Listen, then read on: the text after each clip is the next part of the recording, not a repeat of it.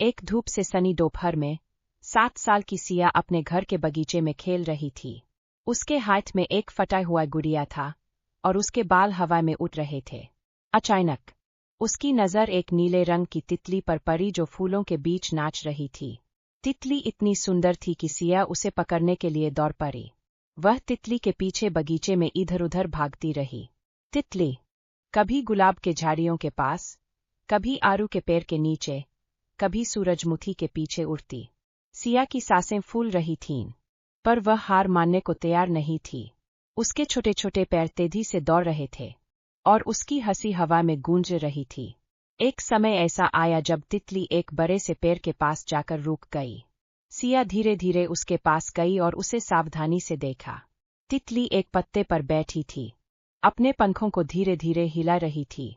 सिया ने उसका रंग, उसकी नाजुकता और उसकी सुंदरता को निहारा।